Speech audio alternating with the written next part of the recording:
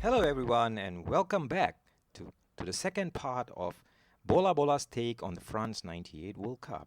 We hope you enjoyed the first part of our series, and now we'll basically go into the second part of our series where we'll dwell into more interesting topics and we hope to keep you guys entertained. So, without further ado, here's our second part of the series.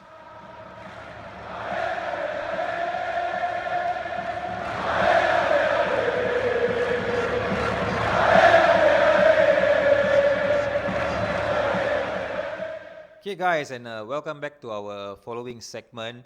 So, after talking about all the best matches, best goals, and all that, let's talk about things that did not really work out well in this World Cup, which are the disappointments and disappointing moments that happened in this World Cup. So, there are a few of these moments that our guys here have compiled. So, I'll start first with Spain. Being one of the favorites, getting knocked out of the World Cup in the group stage itself. After suffering that shocking defeat to Nigeria. Of course, anybody conceding a goal like how that Sunday Olise kind of goal, I mean, you have to put your hands down and just lose that game, right? But probably Spain, with all the top quality players they have from Real Madrid, Barcelona, and all that, still didn't make it. I'm not sure if the Spanish guys forgot that, in this World Cup, it's a 32-team format, and only the top two qualified. They were probably still thinking they were back in USA 94 where, even though being third place in the group, you can still make it to the second round. But Spain, yeah, Spain, you really got knocked out of the World Cup. But also, there was also another disappointment from that group, guys. Yeah, I think for Nigeria, I think they started out well by beating the hot favorite Spain.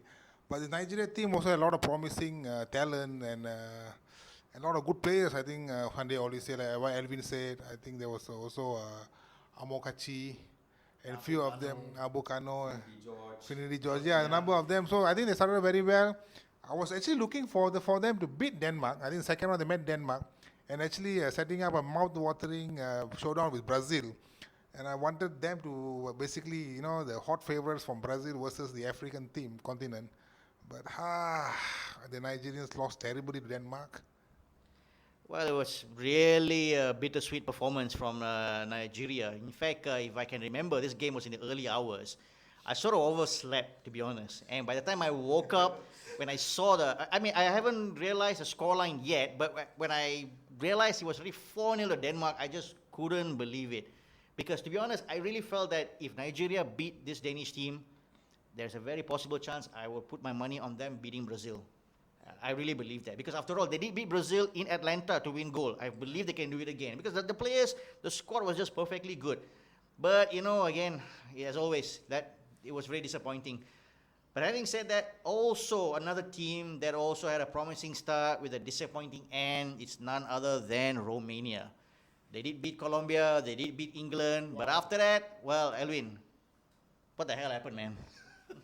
Well, these Romania guys decided to bleach their hair on their last group game, and basically totally went flat after that. I am not sure what was in the bleach, but guys, if you guys remember, I was inspired by these Romanian guys to also bleach my hair, and I can tell you and all you listeners out here, that was the last I've seen of my hair, and that was probably the deterioration of my hair, just like the Romania squad went by in the '98 World Cup. Yeah.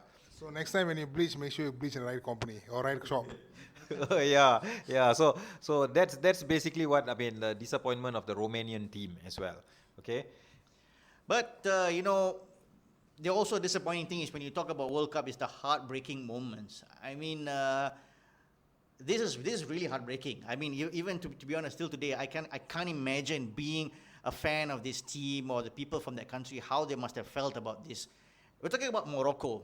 Now, Morocco, of course, we talked about Haji just now and all that. They were looking very promising. But what happened in that group game, guy, was, this is terrible, man, terrible. It's just goes to show how pain football can be at the same time. I think one thing to understand basically is I think a lot of Moroccans fans of Brazil, they were actually enjoying Brazil play because part of the Brazil style flair. I think basically after the game, whereby Brazil lost to Norway 2-1, I think Morocco players actually started to hate Brazil players at that moment of time because that loss actually gave Morocco, they knocked out the World Cup. And I think it's very sad to see such a team with Mustafa Haji, with the high profile attacking, and just knocked out with them. And even I think they gave a Scotland run of their life. Yeah, a very soft penalty, Brazil. I mean, it's in between what happened in between the referee and the Brazilian defenders and all that. I'm not sure. Brazil, at a very late stage, conceded, and the referee gave a penalty, and Rekdal scored the penalty for Norway and completely broke the Moroccan guys' hearts, because Morocco just defeated Scotland 3-0 in that game to actually overturn a 3-0 defeat they faced by Brazil in the group. And the game finished earlier, so the Morocco guys after the game were actually like, they were 50-50 in a celebratory mode, because at that point of time it was still 1-1, right? The Norway and Brazil game was still 1-1, and then after that penalty just completely destroyed them. Yeah, I remember, they were actually celebrating for one moment. I can see all the players were hugging and all that, because they knew that result should have been good enough to take them to the next round. But slowly, as the camera was focusing on the players, you can see there was an utter belief in the face of some of these Moroccan guys, because they knew what's the result in the other game. Brazil lost to Norway. I just saw many of these players just dropping down on their knees on the middle of the field. I mean, it was really painful.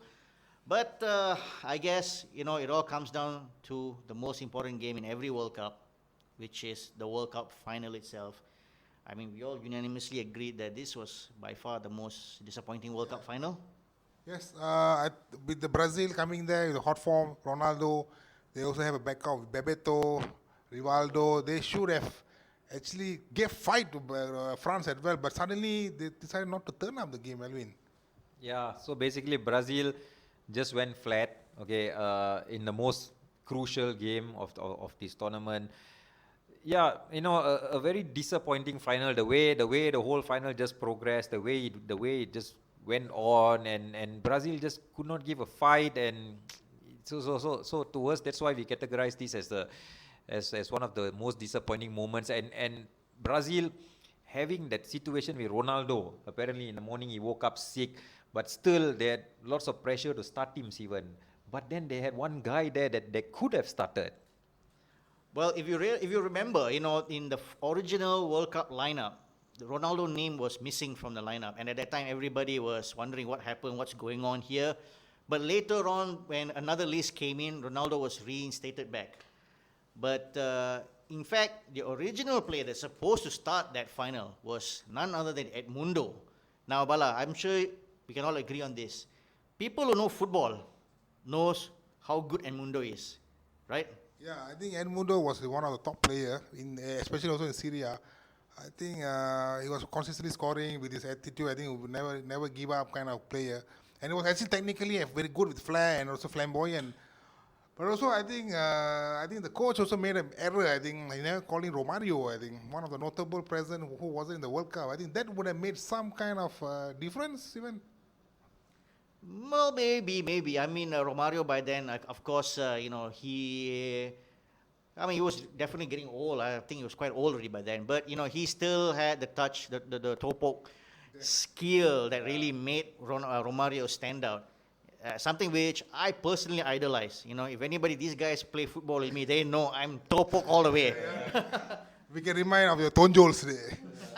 I toe-poke all the way. I toe-poke even during corner kicks. Okay. That's just how toe-poke I am. Yeah, so guys, I think the decision of Romario and all that was a juggling act between Edmundo and Romario. I think that the coach had to make, I think, in the end of the team selection. But anyway, guys, this is basically the disappointing moments that happened in the '98 World Cup, on our opinion. So we'll be back again with the next segment, which are, let's move on from the disappointing moment to the most memorable moments of the World Cup.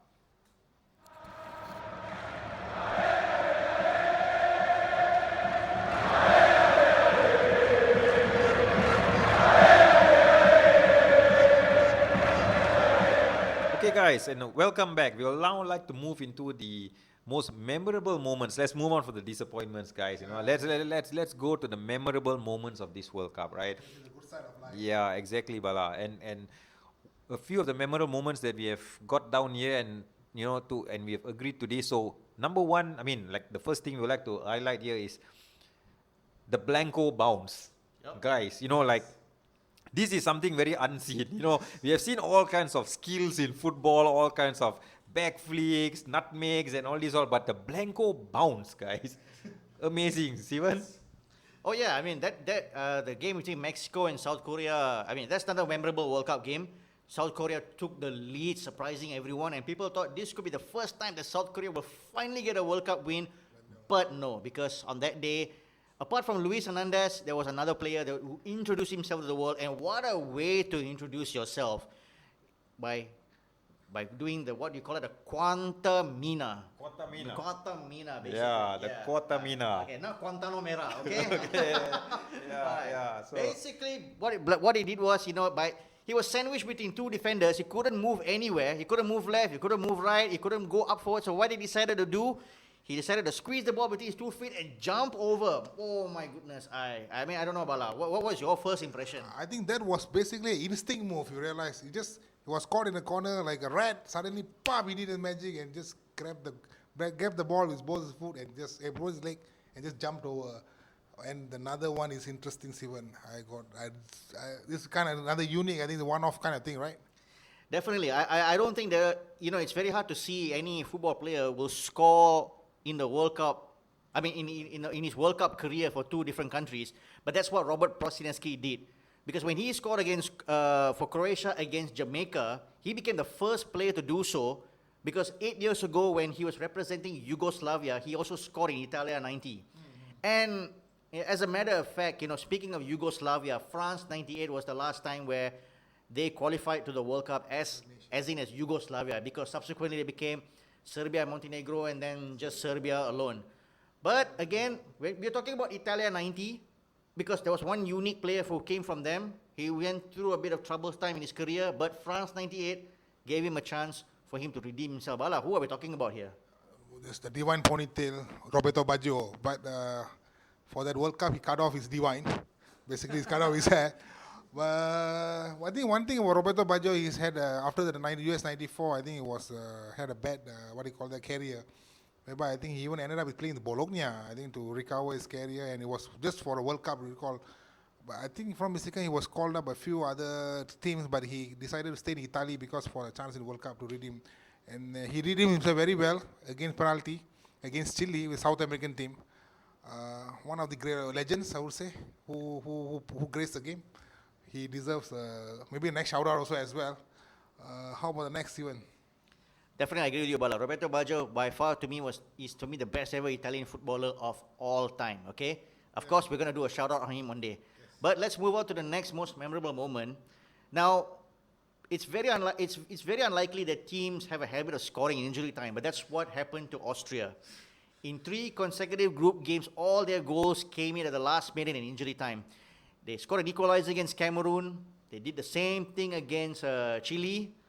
And they also did the same thing against Italy. But unfortunately, by the time that game, they scored against Italy, they were losing 2-0. So that goal was just a little bit too late for them to salvage anything. And they were pretty much out of the World Cup. Yeah. Which leaves us to one last moment. I mean, we talk so much about football, things that happen on the field. But in France 98, music played a significant role in that World Cup. As you can hear, Bala is humming right now to that tune. All right, we're getting there. Elvin, what do you got to say about this? Yeah, exactly. So when it comes to World Cup songs, to us, we all agree this is the greatest ever World Cup anthem. And it's not the Ricky Martin song, guys. No, it's not that. No. Not those Shakira songs and all that. Yeah. To us, until today, this song is still relevant because this song captures the culture of all nations. If you listen to this song carefully, right, you get drum beats from Africa, South American music, and it culminates with the Scottish bagpipe. And if you look at the video clip of that song, you realize children from all nations are gathering, jumping on a bus, jumping off a bus. When the Scottish bagpipe comes, you'll see the Scottish kids going and playing a football with the Brazilian kids. That actually leads to the opening game of the World Cup. What song are we talking about? Dario G's Carnaval de Paris. Okay, guys, because this to us is the ultimate song. You know, the theme, the anthem that has inspired lots of fans chanting this song, singing along the stands and all this. So this is definitely one of the greatest ever moments in this World Cup. The song that was generated by Dario G, guys. So it's not football only, music as well is very cultural thing in football. So we thank you, Dario G, for giving us this anthem and one of the best moments of this World Cup, guys. Yeah, in fact, before the Scottish anthem came, it was the Japanese, that drum, and then it started. Oh, I tell you, that one moment alone really lifts the hair all over your body. And yes, I agree. Football is one thing, music is another thing, but this World Cup brought it all together. And with that said and done, we're going to move on to our final segment. And this is going to be very challenging for all three of us, the best 11 of this World Cup. Stay tuned.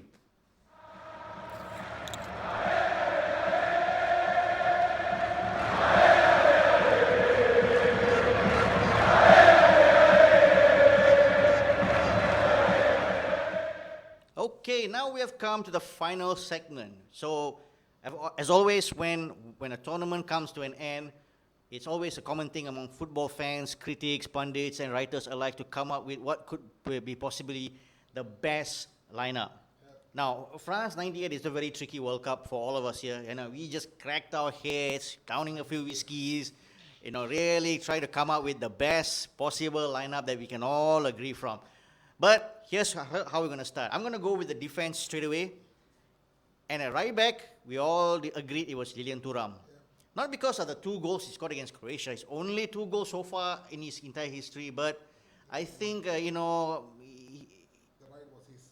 I think he was very inspiring in that position for that 2 goals alone. Would you agree, Bala? Yeah, I think basically Thuram was one of the inspirations on the right.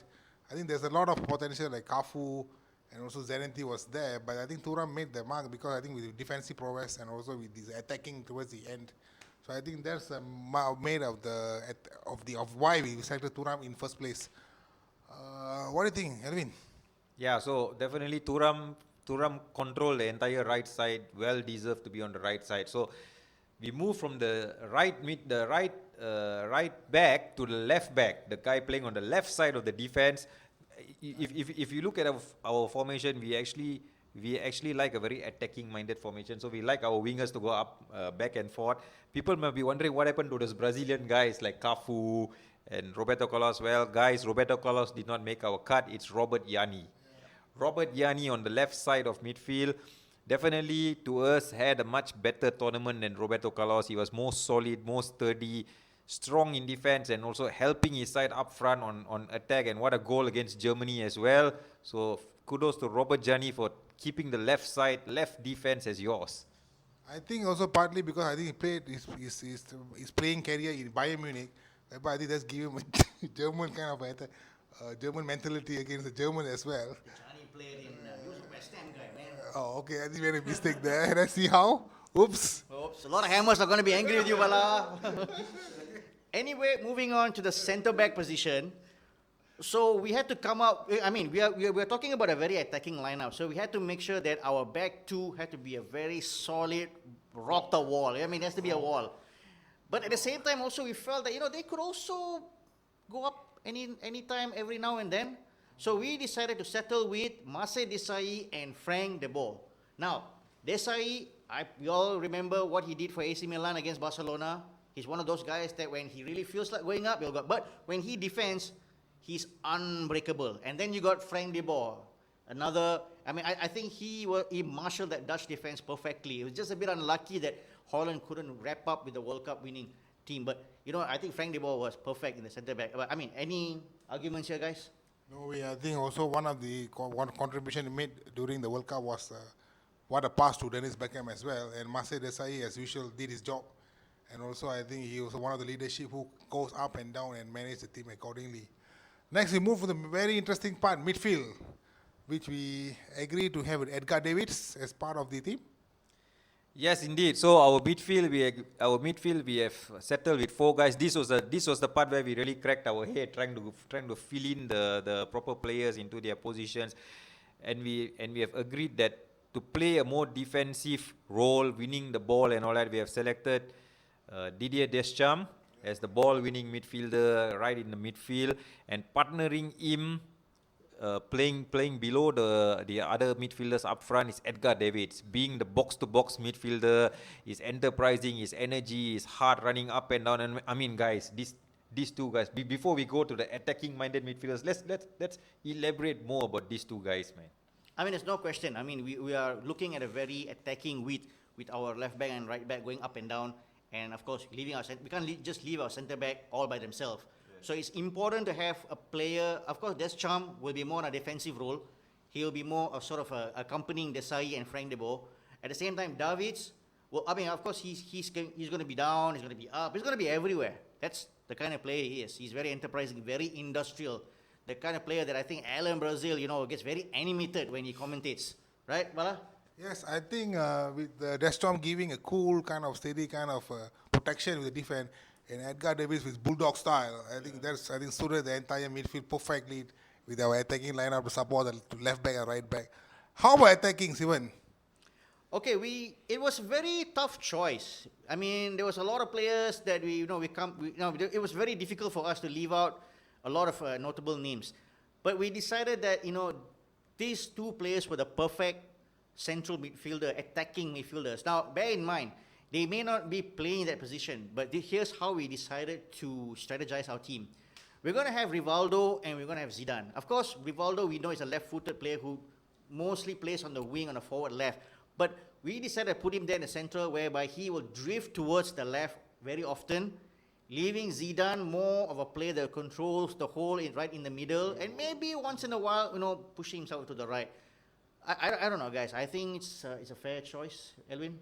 Yeah, indeed, a fair choice. It's always good to give Zidane the free role, because Zidane, one thing, is not known for his pace, but he's known for his intelligence, his passes, his true passes, picking out the man behind the defense and all that. So definitely he's better off at the free role, and Rivaldo drifting to the left is definitely a good choice. And Rivaldo, as we know, also contributed quite a number of goals, 4 if I'm not mistaken, in this World Cup. Yep. Yeah. Rivaldo also reminds me of a kind of cool kind of player.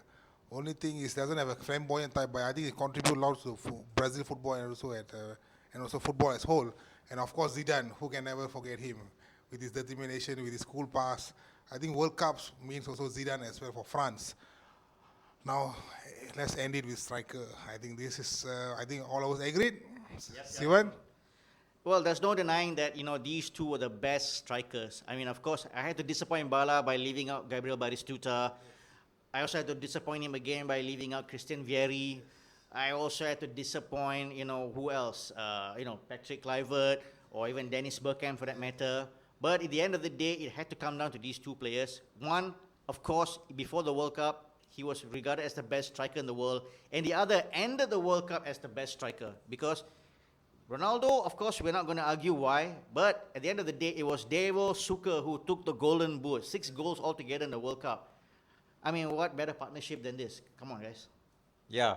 So just imagine, guys, Suker and Ronaldo up front. Wow. And for us, I think we all collectively agreed, because we have been talking about this a lot throughout our years and all this, because we actually concluded that the ultimate number 9 forward in this world, finishing a one-on-one, is Ronaldo, guys, right? Because we have put many strikers, in comparison and in competition with this, but we always know that Ronaldo, let's put the final aside, okay? Let's just put the World Cup final aside, but Ronaldo on his day, one-on-one, guys, what's left? What happens? Only one word: goal. Goal, goal, goal. So I think basically, if Ronaldo not for his mishap in the final, I think he would be the greatest player of all time, and also a lot of injury. But talking about World Cup, I think he just set the tournament alive from the day one up to even to the final. Sivan? Well, definitely. I mean, to me, I think, we grew up in an era where it's always been about Messi, Cristiano Ronaldo, Messi, Cristiano Ronaldo. But if it wasn't about injury, I think the original Ronaldo would have been on par, one of the best players of all time. But he still is, no doubt about it. But again, I need to remind everyone, Devo Suker was a Golden Boot winner. And on his day back then, he was a very, predator in the box. One of the best finishers, in my opinion, no doubt about it. And so that we already wrapped up all the players. I'm sure you might be wondering, wait, hold a second. What? Are you sure? I think we left one position. Yeah. I mean, Steven, you sure? yes. Wait. Hold on a second, guys. What happens if this team goes and plays against other guys? They're gonna lose. There's something missing. Yes, and that's why we decided to come to the final position, which is the goal-keeping position. Now, okay, so I know that, we have forgotten about the goalkeeping position, but, we decided to save the best for last. But this was a very tough choice for us because we came across a few names, to be honest. But we decided that we had to stick to this name. But before that, let's see. Bates, Bala? Okay. All right. What about Tafarel, Elwin? Maybe for Brazil, but not the best 11. Okay. What about Bendasa? I think you can do better than that, lad. Okay. Kopke? I forgot yawn. Okay. So guys, as you can see, we're talking about a very attacking lineup here. We decided that even our goalkeeper on certain occasion needs to be on the attack. So we decided to settle down with none other than Paraguay's number 1, Jose Luis Chilavet. Oh, yeah. And of course, you guys know when it comes to South American goalkeeper, they're very flamboyant, they're very expressive on the field. Remember Rene Guita from 1990? And of course, Jorge Campos for that matter. I mean, we're talking about Latin goalkeepers. They never stick in their box. They like to go up when it matters. They like to do crazy stuff. And then, so we need a little bit of that in our team. And Chilavet fits the bill perfectly. And in fact, when I need a free kick, he's going to be the man to take for me. Penalty, I'm going to count on him as well. Anything else we're going to miss out of him, guys? So Chilavet is definitely also known for his leadership. His leadership and his the way he rallies troops. And that is why I think unanimously we agree that Chilavet is definitely the captain of this team. Yes. This best 11 team. And think about it, Chilavet known for his passing skills and all that. If he was still playing, imagine a fellow like Pep Guardiola always likes a goalkeeper who can pass and all that. He might have signed Chilavet.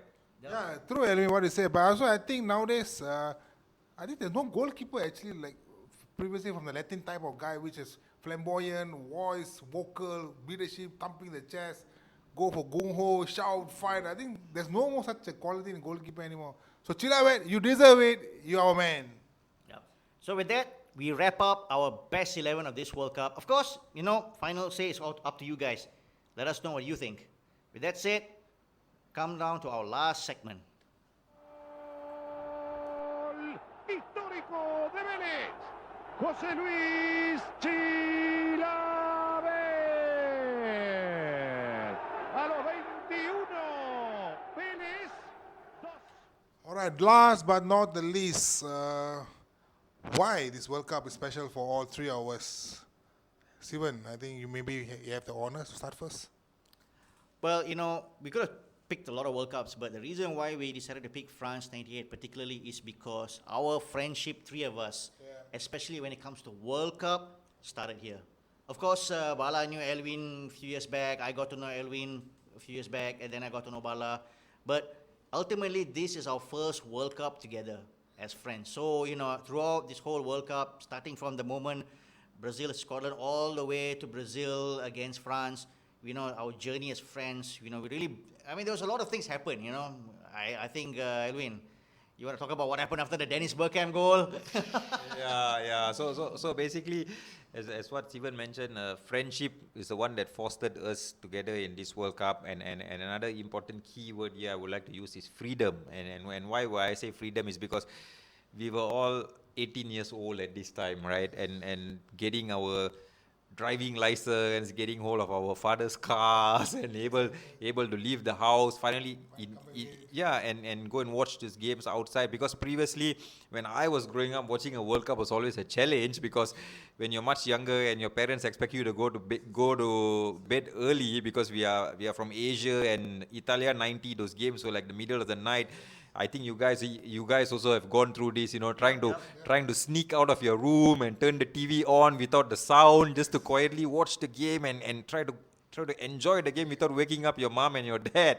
So to me, freedom was definitely something that was fantastic, and it really boosted our friendship as well in this journey. Bala? Yeah, I think similarly what Elvin and Steven say, I think it started off from there, because I know Elvin at first in 1996 when I was sitting together, and until now I was still sitting together with him. And then I think Alvin I met Sivan John during his college, during his school time, and then the bond has been very strong. After that we met 1998. For me, it's the friendship was beginning lah. And the most important thing also I think is escaped us from few relatives of the issues. I don't want to go dwell more on that. Maybe in terms of relationship or studies, colleges, exam. I think STPM, Sivan was sitting STPM, if I'm not mistaken, and I and Alvin having a college. So I think it gave us kind of platform to actually forget the anxiety and live at the moment of the World Cup. I think that was a very memorable achievement for us. And Sivan, do you want to end it? Well, basically, I think I flung my Form 6 because of this World Cup. Because it started off when the World Cup was going on. So when everybody was busy picking up their books, well, I was picking up my book. My book was the World Cup magazine, the newspapers and all that. But, you know, I have no regrets. I mean, for me, I would say with these two guys next to me, it's been a wonderful journey, and it's always nice to look back. And France 98 is a pivotal moment in that journey of our friendship. So with that said, we're going to wrap things up. Last words, Alvin?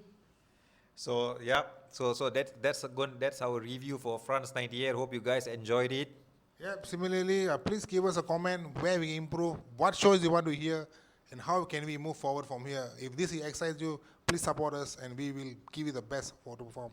And once again, Majulah bola bola untuk